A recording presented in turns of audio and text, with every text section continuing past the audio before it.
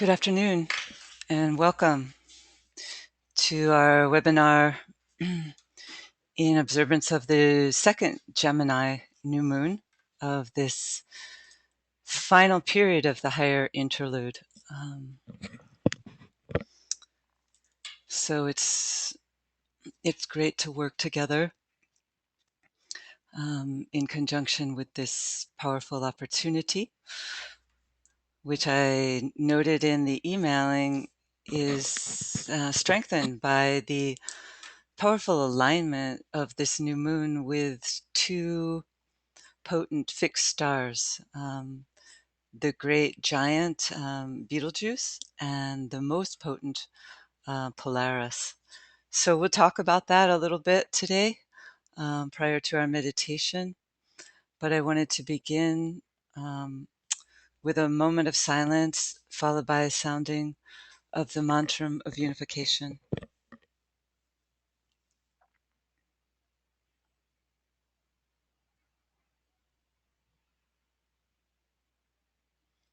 Let's link up with each other and with the vast worldwide group of meditators.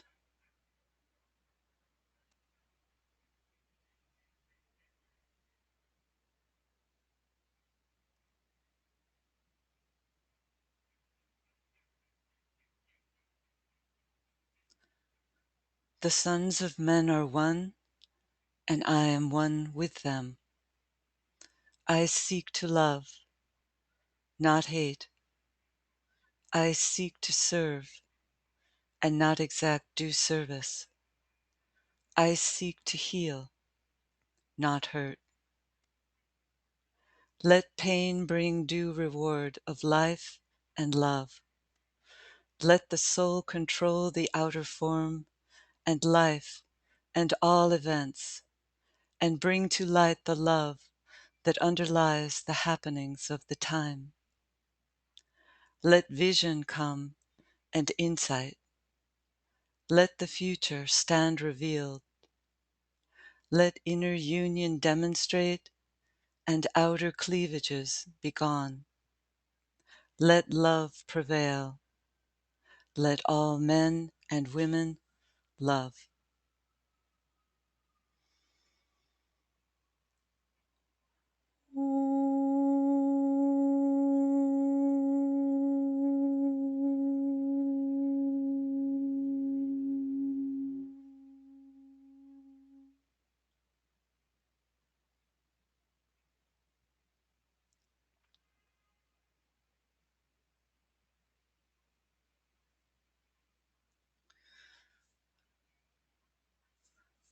I'd like to just extend this moment of silence to include the following brief visualization.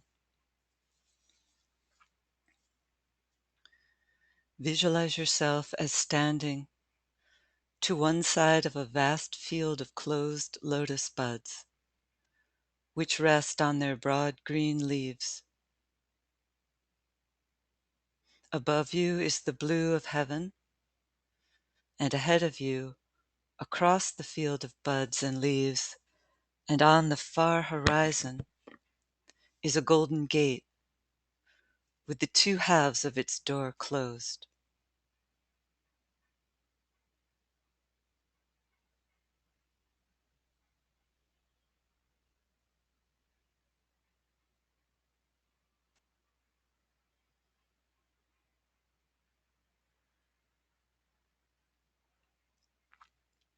Then picture yourself as watching the slow opening of the buds until, little by little, the field changes from green to gold, and all that can be seen is a mass of golden flowers wide open in the sun.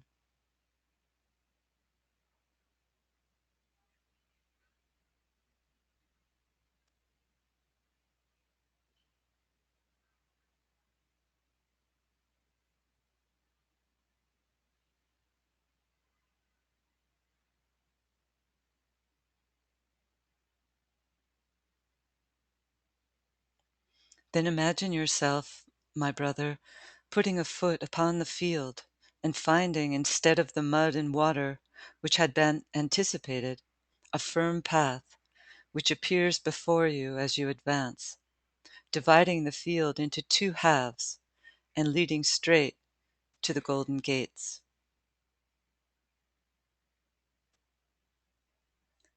As you advance along this path, imagine the two halves of the gate slowly opening as you go forward in confidence, looking at the gate and not at your feet.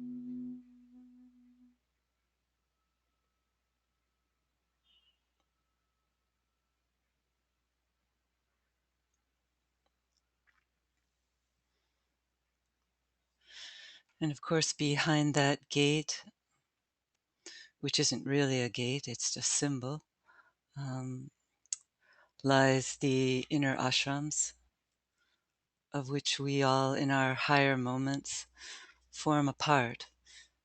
And in these collective gatherings, perhaps we can, as a group, extend those lighted strands of the Antakarana bridge and penetrate more fully into those inner realms, especially at these times of the new moon and the full moon. I'd like to begin with this interesting quote from the Tibetan, which gives power and sustenance to the study of astrology, the greatest and oldest of the sciences. He said, "Were all religions and all scriptures of the world to be lost, and were there nothing left to us except the starry heavens, the story of the zodiac, and the significance of the names of the various stars found in the different constellations, we should be able to retrace the history of man, recover the knowledge of our goal, and learn the mode of its achievement."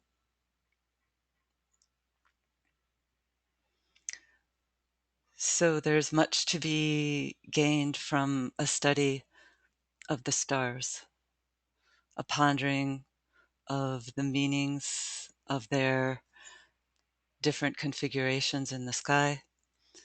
And we have an opportunity to do this each month as we ponder the keynotes and the key qualities of any sign that's under consideration. And also in opportunities such as today, when the alignments of the full moon and the new moon coincide with two powerful, what's called fixed stars. There are stars in the heavens that are not always part of any of the well-known 12 zodiacal constellations, but which nonetheless form a very real and potent um, part of our astrological study and understanding. And the ancients knew about these stars. They're called fixed stars because, in relationship to our planetary life, because of the vast distance that they stand between us, our system, and the great zodiacal wheel, they're relatively quiet and fixed and not moving.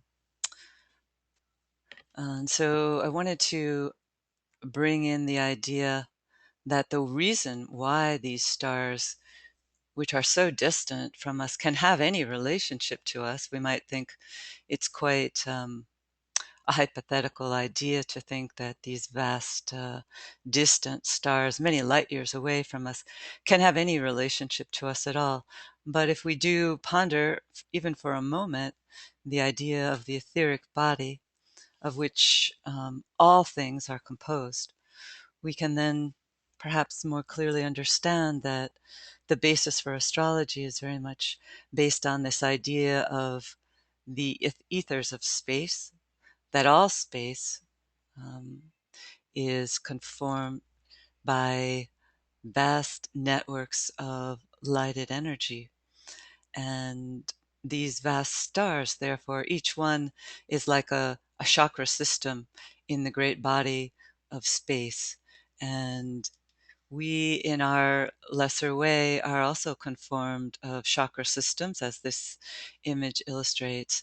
And these vast energy currents, chakra systems within the larger macrocosmic whole, flow through into our subtle vehicles to the extent that we align ourselves as a group more powerfully with these great centers of force. And so that's the opportunity before us at this time. And just to state some of the key points that Tibetan gives us about this science of etheric vision, that it's on the horizon. I think it's perhaps very related to this sense of expectancy for 2012, that we're taking a collective step as a planet towards the unfolding of etheric vision within humanity, which the Tibetan does state will occur, it seems, within our lifetimes. People will possess etheric vision. The vital or etheric body, lying as the inner structure of the outer forms, will be seen and noted and studied in all kingdoms of nature. And this is the important point. This will break down all barriers of race and all distinctions of color. The essential brotherhood of man will be established. We shall see each other and all forms of divine manifestation as light units of varying degrees of brightness, and shall talk and think increasingly in terms of electricity, of voltage, of intensity, and of power. The age and status of men in regard to the ladder of evolution will be noted and become objectively apparent. The relative capacities of old souls and young souls will be recognized, thereby re-establishing on earth the rule of the enlightened.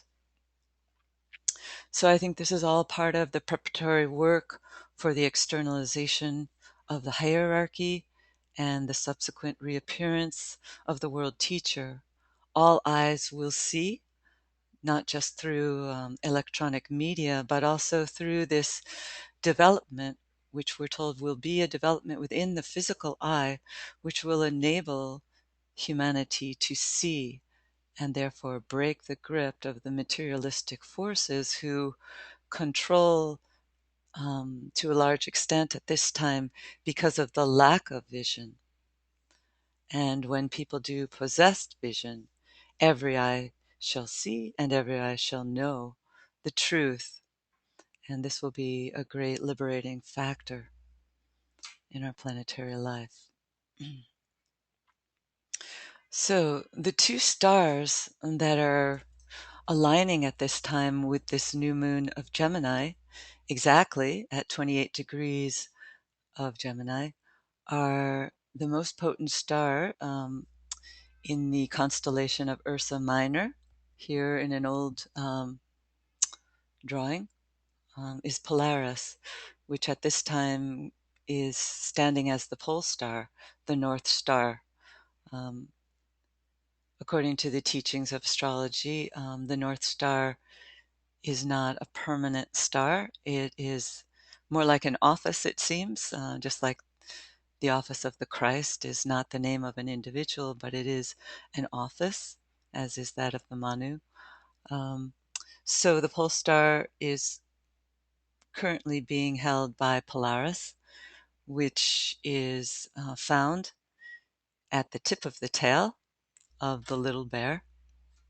And in this ancient etching or drawing, we see that there's a very powerful connection with the great constellation Draco. And it was said that the little bear formed the wings of this great dragon.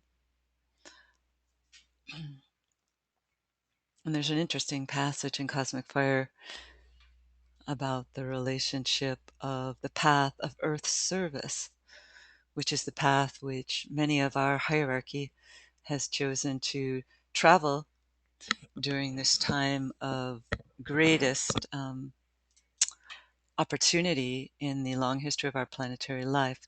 Many of the masters, as we know, have chosen this sixth path at their time of the, excuse me, not the sixth path, at the time of their sixth initiation.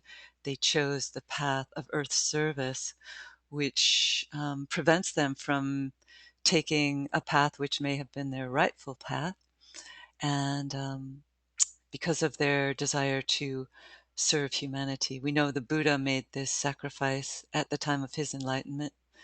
And we know that the Master KH, the Master DK, who probably has taken the sixth initiation, we're not sure.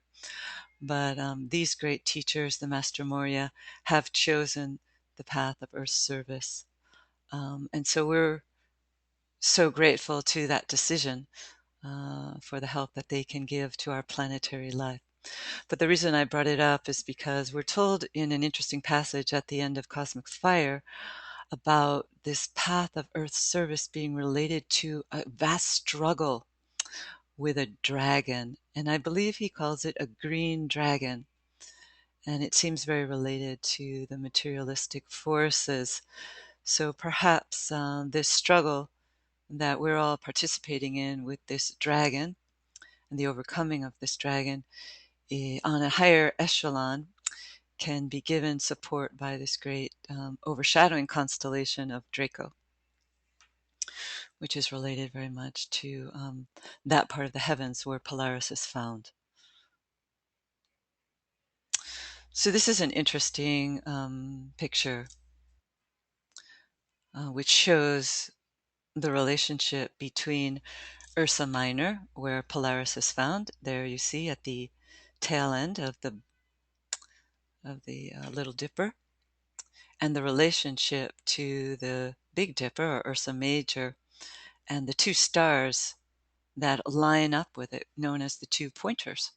So the pointers, the ancient sailors always knew this, that the pointers, if you could find them as part of the Big Dipper, they would lead in a complete alignment to the great North Star, which helped them in their navigation.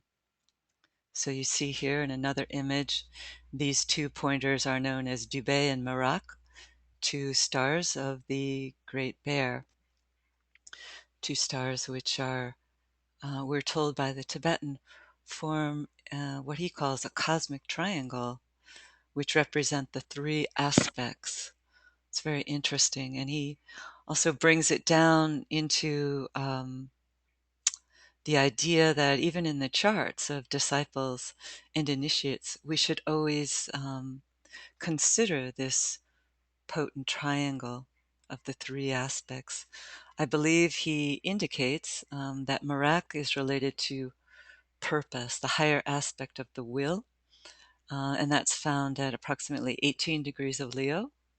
Dubé is more related to humanity and the self-will. Merak related to the higher will. Dubé related to self-will, found at 15 degrees of Leo. And then Polaris is the middle point, the mediating, perhaps we could say, soul aspect in this triangle. And that's found, as I said, at 28 degrees of Gemini. So he does say that that's an important triangle to consider in the charts of all advanced seekers. And it's certainly an important triangle on a macrocosmic level, informing our planetary life related to the will aspect. And so at this powerful new moon, finishing up as we are the higher interlude period of our spiritual year, we are fortunate indeed to have this powerful alignment with Polaris. We're told that Polaris has a real strong connection with the evolution of our planetary life. It's known as the star of direction, and as the vast numbers of humanity who are found on what's called the mutable cross, um, these individuals, very much under the control of Dubé, or the lower personal will, very advanced individuals can still be very much controlled by the lower personal will. And until the taking of the first initiation, there is very little impact from Polaris. But Polaris, over time, we're told, as humanity in increasing numbers turns towards the light, they come under the influence of Polaris. So this star is called the star of direction. It's related to the growing alignment of humanity with its soul. And so we know that at this time, Polaris is assuming great potency in our planetary evolutionary development, because increasing numbers of humanity are preparing for the taking of the first initiation. And therefore, Polaris is beginning to come under increasing influence in their lives. And certainly, I think that, as we've mentioned before in these broadcasts, um, it does seem that this year, 2012, is important on the level of initiation, of, or at least the taking of some steps along the path of that initiatory process by increasing numbers of humanity. So Polaris is therefore assuming a key part in that, and this alignment, falling as it does also in opposition to the galactic center, which is found at 26 degrees, 27 degrees of Sagittarius. We know that in a certain sense, this new moon is really a preparatory period for that great festival week that's coming up in the winter solstice period in December, preceded by the alignment of our sun with the galactic center. And here's a very interesting passage about Polaris. This star Polaris serves only as a blind for a constellation which lies behind, a constellation which exists only in etheric matter. So that's very interesting. We know this teaching in esoteric astrology that many points in our solar system are blinds, but here he spells it out specifically in relationship to this great star Polaris. So its importance as the star of direction is not just in and of itself, but more importantly by the constellation which lies behind it, an etheric constellation. So just as we're told that Shambhala is an etheric point of great importance on our planetary life, so too within our solar system, there are many powerful etheric bodies, which we do not see as yet, but perhaps as we begin to unfold our etheric vision, these bodies will come under increasing recognition by the astronomers and astrologers of the world, and we can better work more consciously with them. And then out there in the vast sea of the universe as a whole, there are many potent stars, which we're told, and constellations, which are etheric in nature. So perhaps when we're linking up with the energy of this new moon, we can remember that it's Polaris, but Polaris as a blind for the etheric body, etheric constellation that stands behind it.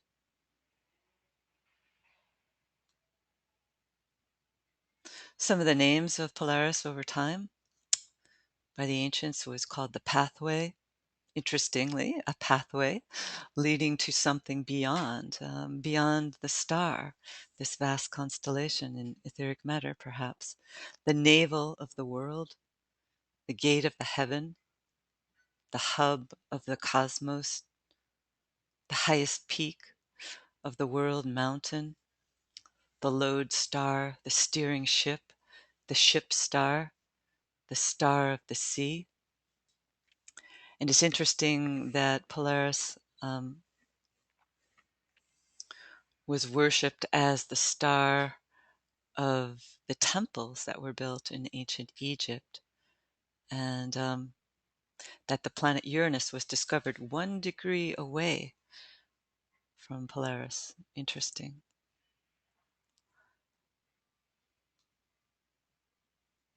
And I just wanted to briefly highlight this very interesting sutra found in the Yoga Sutras of Patanjali, one of the books which one of the 3 books which the Tibetan says all seekers should study, the Yoga Sutras of Patanjali, and we have a brilliant translation of that by the Tibetan and commentary by the Tibetan and Alice Bailey in The Light of the Soul, published by Lucis Publishing. If you haven't read it, you might find it very helpful.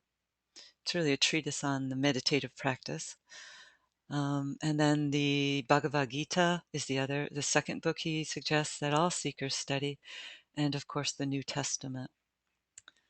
So this sutra is very interesting. Concentration upon the pole star will give knowledge of the orbits of the planets and the stars. This sutra is of small significance to the ordinary student, but is of profound use to the initiate or pledged disciple.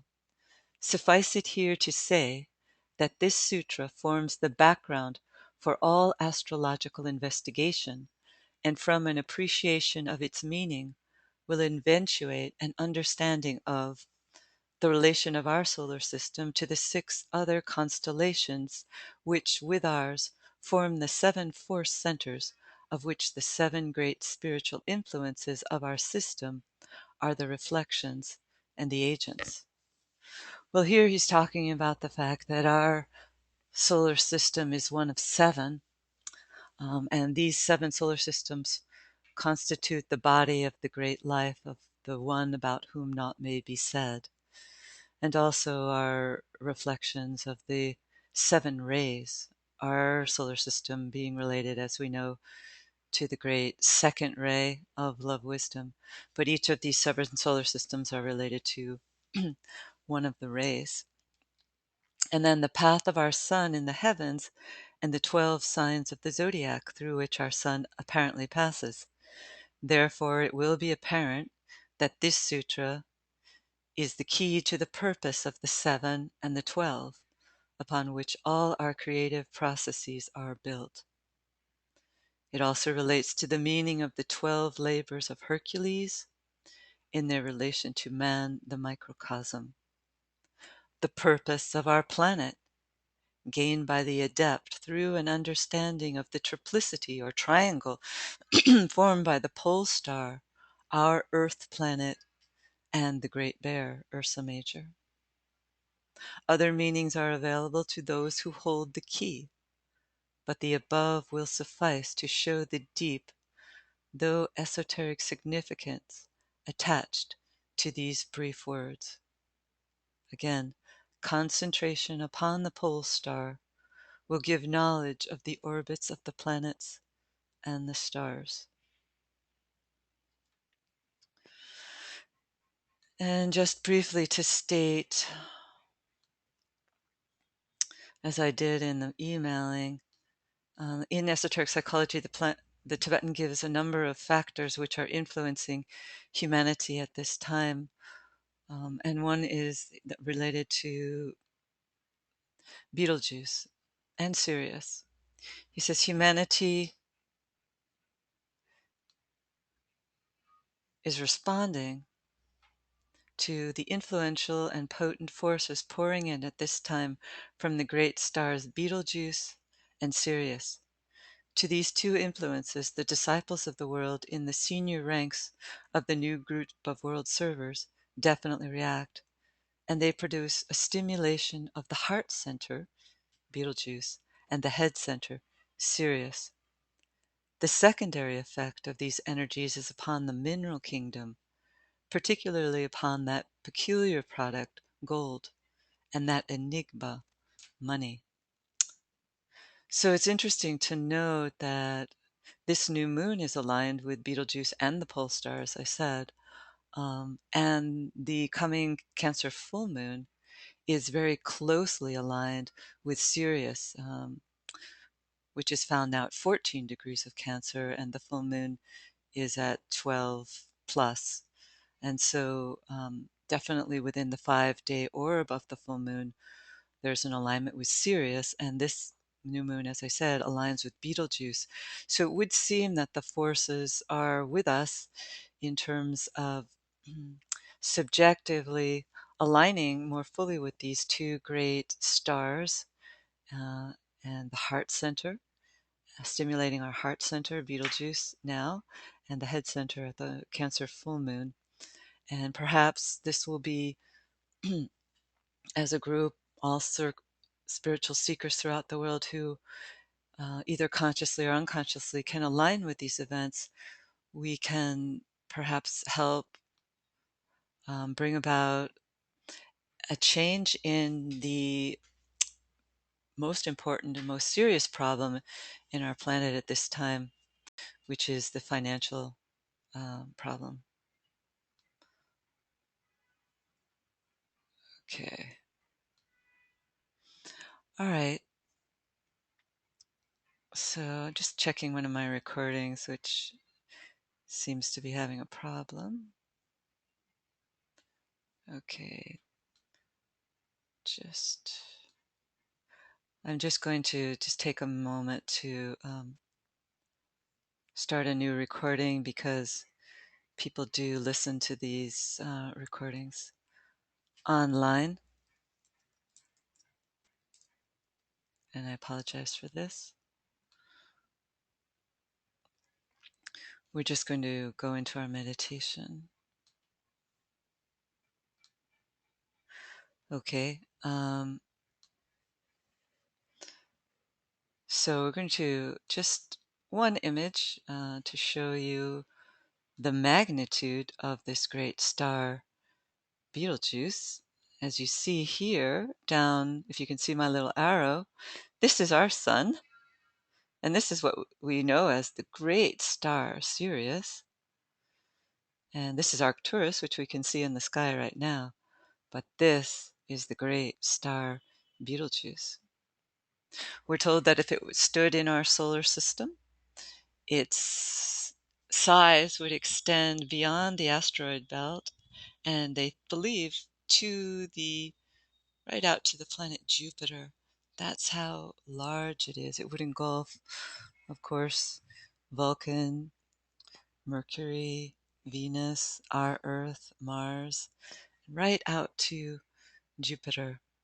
So it's a vast, vast star. So perhaps this picture can help us align with it.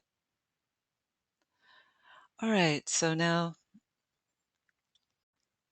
I wanted to begin our meditation.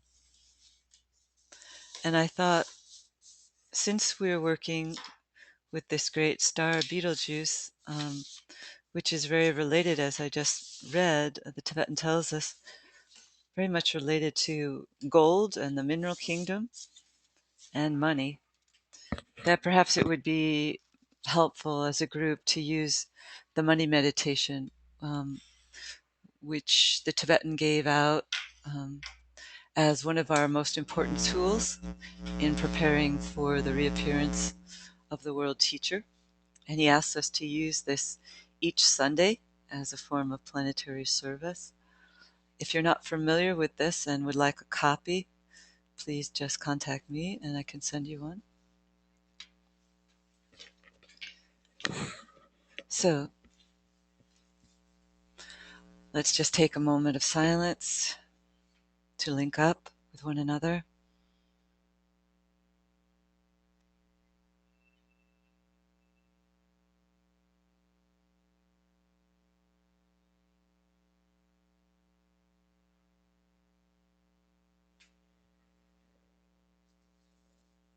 achieving a personality quietness.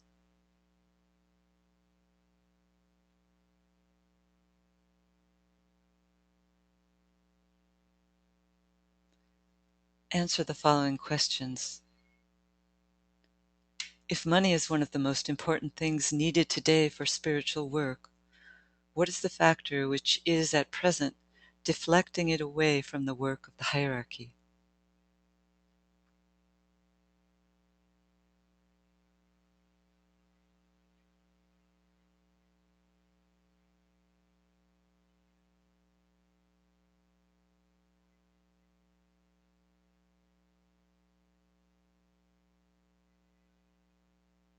What is my personal attitude towards money? Do I regard it as a great spiritual asset, or do I think of it in material terms?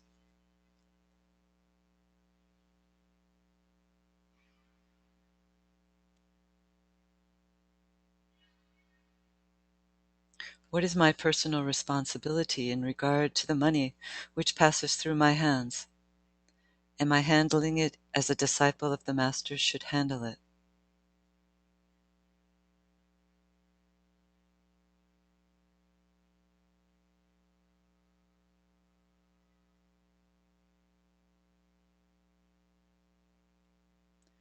Now ponder on the redemption of humanity through the right use of money.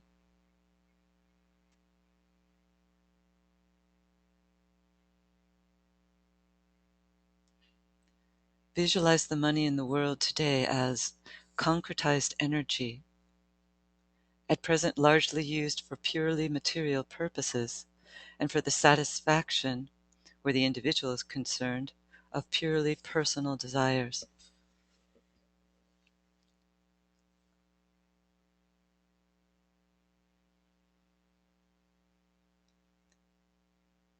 Now visualize money as a great stream of flowing golden substance, passing out of the control of the forces of materialism and into the control of the forces of light.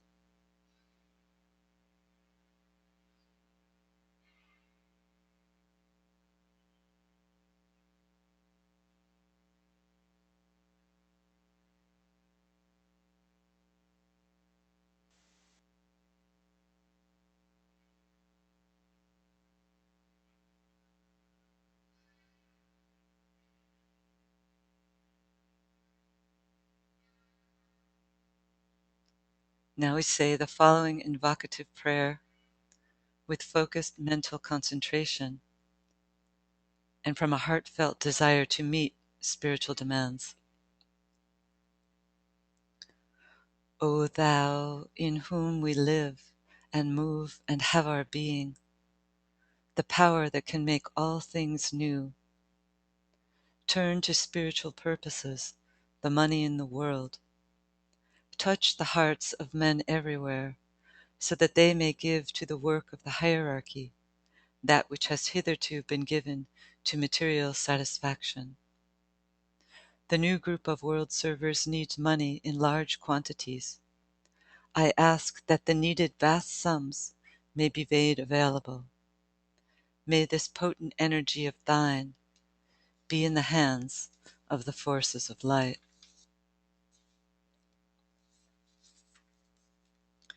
Now visualize the work to be done by those groups which claim your present allegiance. Then, through the creative imagination and by an act of the will, see untold and unlimited sums of money pouring into the hands of those who seek to do the Master's work.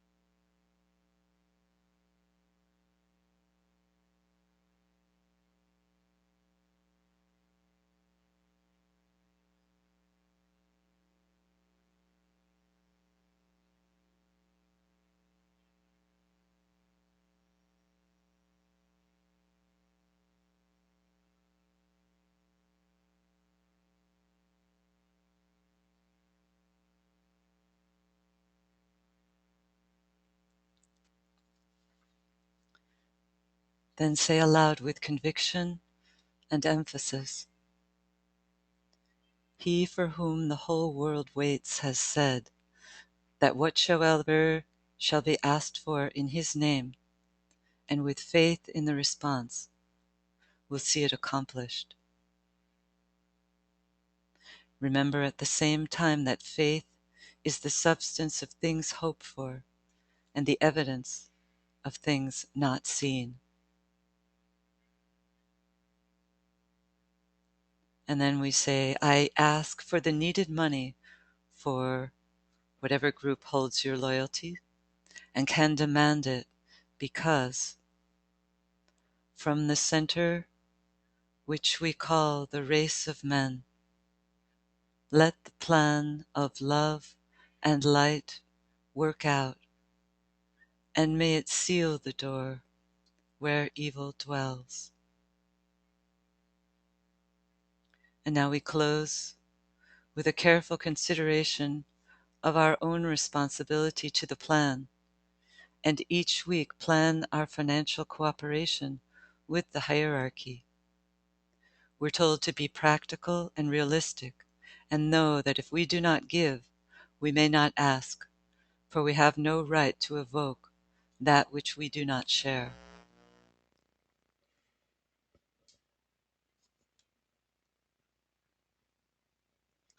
It's said that this meditation is so simple that many of you may regard it as innocuous and perhaps futile, but used by many simultaneously, it may shatter the impasse which at present prevents adequate funds pouring into the work which the hierarchy seeks to accomplish.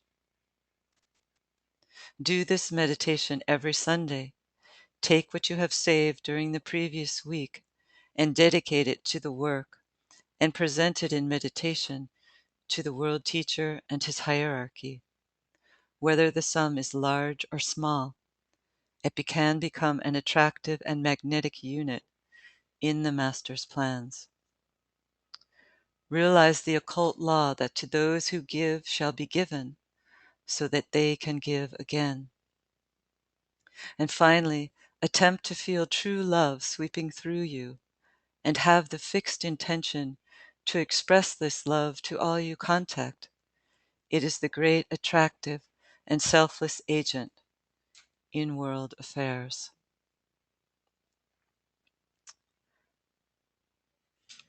So, as I said, as the Tibetan says, he asks that we use this meditation every Sunday. So if anyone would like to share any thoughts on the global financial situation from a spiritual perspective, or any thoughts related to this new moon opportunity, I could try and use this system. I don't have any of my helpers here today, but if you raise your hand, and I see that hand raised, although sometimes I don't see it, I could give you the mic.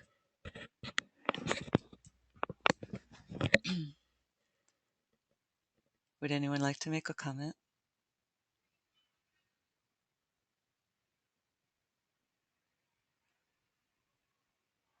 Okay, Priscilla.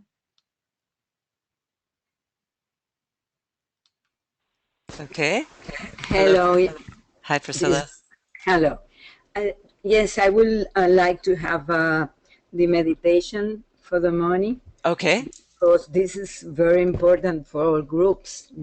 Yes, it is. So just send it. So here in my group we can pray for the whole world. Okay, I will do that. Thank you. Thank you.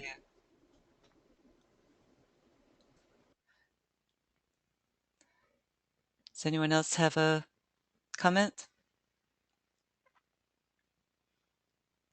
Okay. All right. Well, thank you very much for your participation. And as I mentioned in an emailing, we're going to have another solstice meditation this coming Wednesday at the same time. So any of you who would like to join in that would be appreciated. So Thank you very much. Bye bye.